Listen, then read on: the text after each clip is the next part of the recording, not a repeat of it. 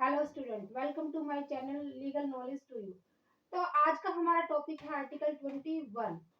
ये जो आर्टिकल 21 है, ये ऐसा आर्टिकल है जिसको सुप्रीम कोर्ट ने सबसे ज्यादा बार इंटरप्रेट किया है और जिसके दायरे को सुप्रीम कोर्ट ने बहुत बढ़ाया है। अगर हम इसकी रीडिंग करें तो पाते हैं, no person shall be deprive of his life and personal liberty except according to procedure established by law.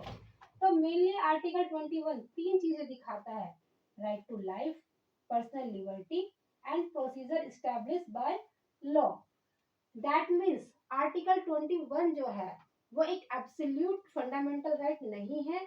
इस पर गवर्नमेंट जो है रेस्ट्रिक्शन लगा सकती है, लेकिन वो रेस्ट्रिक्शन जो है रिजनेबल होनी चाहिए। जो हमारा तीसरा जो ये फ्रेज है प्रोसीजर एस्टेब्लिश्ड बाय लॉ, वो ये कहता है कि जो स्टेट होती है वो हमारे राइट टू लाइफ और राइट टू पर्सनल लिबर्टी को कर्टेल तो कर सकती है, लेकिन वो ऐसा तभी कर सकती है जब कोई वो लॉ बनाए एज पर प्रोसीजर, और उस प्रोसीजर से ही हमारे ये दोनों राइट को कर्टेल कर सकती है या रेस्ट्रिक्ट कर सकती है। तो आर्टिकल 21 में सबसे पहले हम क्या जानेंगे कि तीन चीजें दी गई हैं: right to life, personal liberty, और एक इनका एक्सेप्शन है जो है प्रोसीजर एस्टेब्लिश्ड बाय लॉ। आगे हम ये देखेंगे कि आखिर आर्टिकल 21 का जो प्रोटेक्शन है वो किस किस को मिला हुआ है। तो ये जो नो पर्सन जो आर्टिकल 21 में दिया गया है, ये दिखाता है, दर्शाता है to citizen and foreigners also. मतलब जो आर्टिकल 21 में जो राइट टू लाइफ और पर्सनल लिबर्टी का जो फंडामेंटल राइट्स दिया गया है, वो सिर्फ इंडियन सिटीजन्स को ही नहीं दिया गया बल्कि फॉरेनर्स को भी दिया गया है। दूसरा, इस आर्टिकल को किसके अगेंस्ट हम इन्फोर्स करा सकते हैं? तो इस आर्टिकल को केवल हम स्टेट के अगेंस्ट ही इन्फोर्स करा सकते हैं, किसी प्राइवेट एंटिटी के खिलाफ हम इस फंडामेंटल राइट को इन्फोर्स नहीं करा सकते। अब अगर हम देखें तो आर्टिकल 21 सिर्फ दो लाइन में समाप्त हो जाता है। तो क्या ये इतना ही आर्टिकल है? क्या इसका जो दायरा है वो इतना ही है? नहीं, इसमें जो तीन चीजें दी गई हैं, right to life, personal liberty, इनका जो दायरा है वो सुप्रीम कोर्ट ने समय समय पर एक्सपेंड किया है और अपने जजमेंट्स में ये बताया है कि राइट टू लाइफ में और भी जो राइट होते हैं वो इंक्लूड होते हैं। अब अगर बात हो रही है राइट टू लाइफ की, तो सबसे पहले हम यही जान लेते हैं कि राइट टू लाइफ जो ये फ्रेज है, क्या इसमें राइट टू डाई भी शामिल है? क्या एक इंसान जिसको जीवन जीने का अधिकार है, क्या उसको मरने का भी अधिकार है? तो इस क्वेश्चन को सुप्रीम कोर्ट में पी रथिनम के केस में डिस्कस किया गया था। उसमें जो हमारी आईपीसी का सेक्शन 309 है, जो सुसाइड कमिट करने को पनिश करता है, उसको चैलेंज किया गया था और पिटिशनर ने ये कहा था कि अगर मुझे आर्टिकल 21 में जीवन जीने का अधिकार है तो मुझे मरने का भी अधिकार है। सुप्रीम कोर्ट ने उसमें उस केस में, पी रथिनम के केस में, ये कहा था कि हाँ, राइट टू लाइफ के का जो फंडामेंटल राइट है उसमें राइट टू डाई भी शामिल है। लेकिन अपने इस व्यू को सुप्रीम कोर्ट ने अपने ही जजमेंट ज्ञान Kaur versus state of Punjab में ओवर रूल्ड कर दिया और ये कहा कि नहीं, फंडामेंटल राइट्स का जो वेवर है वो अलाउ नहीं किया गया है, इसलिए राइट टू लाइफ में राइट टू डाई शामिल नहीं है और section 309 of Indian penal code उसको वैलिड डिक्लेयर कर दिया गया। अब दूसरी जो हमारी फ्रेज है पर्सनल लिबर्टी, तो ये जो हमारी राइट टू लाइफ और पर्सनल लिबर्टी है, क्या इनको सुप्रीम जो लेजिस्लेशन है या स्टेट है, क्या वो कोई भी लॉ बनाकर इसको कर्टेल कर सकती है? तो इसका क्वेश्चन भी सुप्रीम कोर्ट ने ए के गोपालन के केस में दिया था। सुप्रीम कोर्ट में एक केस था, ए के गोपालन का केस, जिसमें ये प्रिवेंटिव डिटेंशन जो एक्ट है उसको चैलेंज किया गया था और ये कहा गया था कि ये जो लॉ है section 14 of prevention detention act का, ये कॉन्स्टिट्यूशन के विपरीत है। कॉन्स्टिट्यूशन के जो प्रावधान है उसको वायलेट करता है, और जो आर्टिकल 21 में जो राइट टू लाइफ और पर्सनल लिबर्टी का जो राइट दिया गया उसको वायलेट करता है। तो सुप्रीम कोर्ट ने उस केस में एक नैरो अप्रोच अपनाते हुए ये कहा था कि जो राइट टू लाइफ होता है वो केवल राइट टू लाइफ और पर्सनल लिबर्टी का जो राइट है जो आर्टिकल 21 में प्रोटेक्टेड है, वो सिर्फ स्टेट के एग्जीक्यूटिव एक्शन जो कि आर्बिट्रेरी होंगे सिर्फ उनको ही प्रोटेक्ट करता है। मतलब अगर गवर्नमेंट कोई ऐसा काम करती है जो आर्बिट्रेरी है और उस काम से किसी भी पर्सन के राइट टू लाइफ और पर्सनल लिबर्टी को इन्फ्रिंज होता है, तो ही सुप्रीम कोर्ट वहां पर इंटरफेयर करेगी। लेकिन अगर कोई लेजिस्लेटिव एक्शन है गवर्नमेंट का, वहां पर जो सुप्रीम कोर्ट है वो इंटरफेयर नहीं करेगी। मतलब सुप्रीम कोर्ट ने ए के गोपालन के केस में ये कह दिया था कि जो स्टेट है उसको पावर होती है कि वो कोई भी लॉ बनाए, चाहे वो अच्छा हो बुरा हो, चाहे कॉन्स्टिट्यूशन के विपरीत ही क्यों ना हो, लेकिन वो लॉ का जो बनाने का जो तरीका है या जो लॉ है उसको क्वेश्चन नहीं कर सकती, क्योंकि सुप्रीम कोर्ट एग्जीक्यूटिव जो जो मतलब स्टेट होती है उसके लेजिस्लेटिव एक्शन को कंट्रोल नहीं करती, सिर्फ एग्जीक्यूटिव एक्शन को ही कंट्रोल करती है। तो ए के गोपालन के केस में सुप्रीम कोर्ट ने ये नैरो व्यू लिया, जिसको कि मेनका गांधी के केस में पलट दिया गया। मेनका गांधी का केस आया 1978 में, जिसमें जो मेनका गांधी का केस था उसमें सुप्रीम कोर्ट ने स्पेसिफिकली कहा था कि जो प्रोटेक्शन है आर्टिकल 21 की, वो ना केवल आर्बिट्रेरी एग्जीक्यूटिव एक्शन के खिलाफ हमें मिली हुई है, बल्कि आर्बिट्रेरी लेजिस्लेटिव एक्शन के खिलाफ भी मिली हुई है। मतलब अब जो है सुप्रीम कोर्ट ने ये कहा कि जो आर्टिकल 21 के अंतर्गत सुप्रीम कोर्ट ये तो क्वेश्चन कर सकता है कि आप आपका जो एग्जीक्यूटिव एक्शन है वो आप किस तरह से आर्टिकल 21 के अंदर दिए गए जो राइट्स हैं उनको इन्फ्रिंज कर रहे हो। बल्कि इसके अलावा सुप्रीम कोर्ट को ये भी पावर है कि आपने ये जो लॉ बनाया है क्या ये एज पर नेचुरल जस्टिस है या नहीं है, क्या ये एज पर कॉन्स्टिट्यूशन के प्रोविजन है या नहीं है। मतलब मेनका गांधी के केस में सुप्रीम कोर्ट ने ये कहा कि हम आपके जो स्टेट होता है उसके एग्जीक्यूटिव एक्शन जो कि आर्बिट्रेरी है और लेजिस्लेटिव एक्शन जो कि वो भी आर्बिट्रेरी है, उन दोनों को क्वेश्चन कर सकते हैं।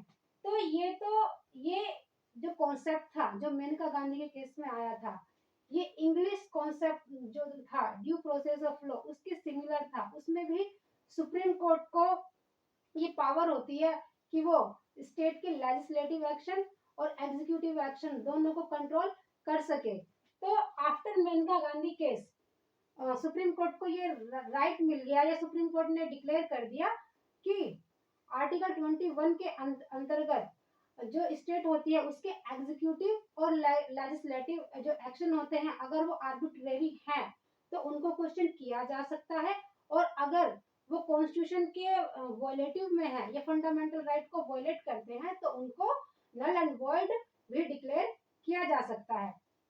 तो आर्टिकल 21 के जो मेन दो केस हैं, एक है गोपालन केस जिसमें ये कहा था कि सिर्फ सुप्रीम कोर्ट को स्टेट के आर्बिट्रेरी एग्जीक्यूटिव एक्शन को ही कंट्रोल करने का राइट है, इसको ओवररूल कर दिया था मेनका गांधी के केस में।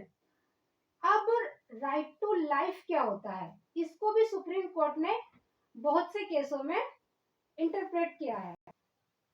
खड़क Singh versus state of UP के केस में सुप्रीम कोर्ट ने यह कहा कि लाइफ का मतलब सिर्फ सांस लेना नहीं है, सिर्फ सर्वाइवल नहीं है या एनिमल एग्जिस्टेंस नहीं है। मतलब लाइफ का मतलब सिर्फ जानवरों की तरह जीना नहीं है, एक डिग्निटी के साथ जीना। ये एक मानव जीवन का अधिकार होना चाहिए, उसको गरिमा के साथ जीना चाहिए और उसको जीवन को कंप्लीट करने के लिए या उसके जीवन को मीनिंगफुल बनाने के लिए जो भी चीजें आवश्यक हैं वही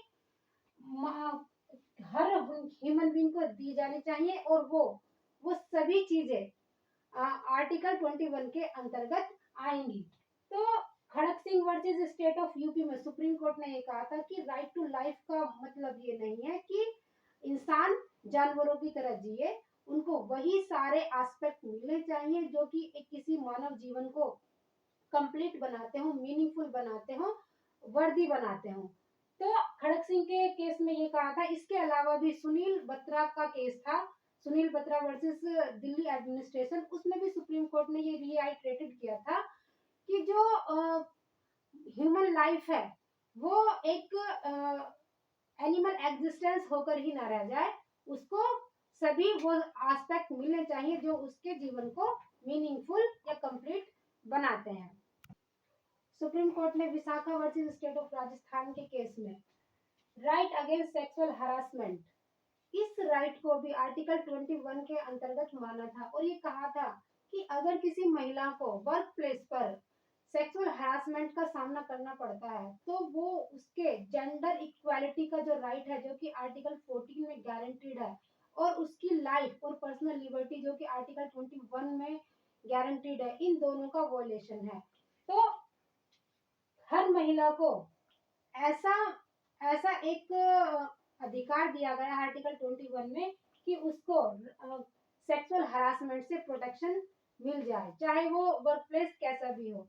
इसके अलावा भी सुप्रीम कोर्ट ने राइट टू मैरिज, जो कि Hadiya versus state of Kerala में सुप्रीम कोर्ट ने कहा था कि राइट टू मैरिज भी एक फंडामेंटल राइट है जो कि आर्टिकल 21 के अंतर्गत आता है। इसके अलावा भी सुप्रीम कोर्ट ने बहुत सारे राइट्स को डेवलप किया है अंडर आर्टिकल 21, जैसे right to livelihood, right to internet जो कि अभी अभी सुप्रीम कोर्ट ने इवॉल्व किया है।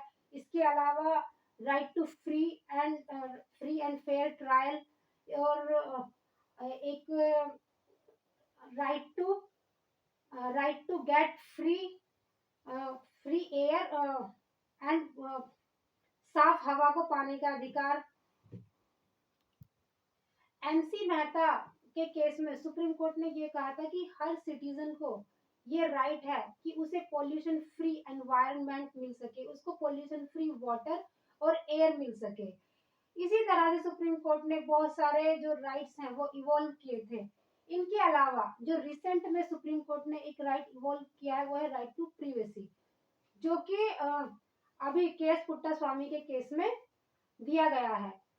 राइट टू प्रिवेसी का जो कॉन्सेप्ट है वो भी उसकी भी जो लड़ाई है वो बड़ी लंबी थी। सुप्रीम कोर्ट ने एमपी शर्मा के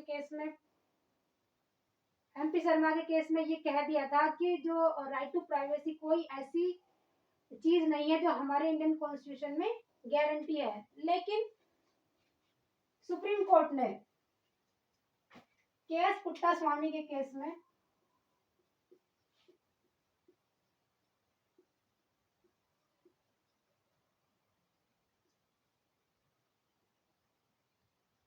जिसमें कि 9 जजेस की बेंच थी,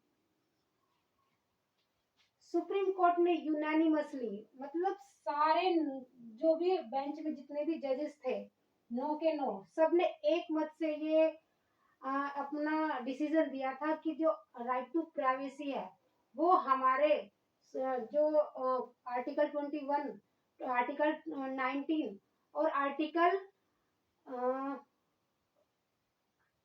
21 में गारंटीड है और आर्टिकल 21 का एक इनसेपरेट पार्ट है। मतलब केएस पुट्टा स्वामी के केस में सुप्रीम कोर्ट ने राइट टू प्राइवेसी के कॉन्सेप्ट को डिक्लेयर कर दिया था और ये कहा था कि हर एक नागरिक को राइट टू प्राइवेसी का अधिकार है। और इसी केस के आधार पर सुप्रीम कोर्ट ने सेक्शन 377 आईपीसी को डिक्रिमिनलाइज किया था, जिसमें सेम सेक्स रिलेशन को पनिशमेंट किया गया था, और आज की डेट में 377 जो सेम सेक्स या गे होते हैं उनके जो रिलेशन होते हैं उनको मान्यता दी गई है। तो हम ये कह सकते हैं कि आर्टिकल 21 जो है वो एक बहुत ही इम्पोर्टेंट आर्टिकल है जो प्रत्येक नागरिक को दिया गया है। और आर्टिकल 21 की ये विशेषता है कि ये सभी नागरिकों को और सभी फॉरेनर्स को एक तरह से मिला हुआ है। तो उम्मीद करती हूँ कि आपको आर्टिकल 21 अच्छे से समझ में आ गया होगा। अगर वीडियो पसंद आई है तो प्लीज़ मेरे चैनल को लाइक करें, सब्सक्राइब करें। Thank you.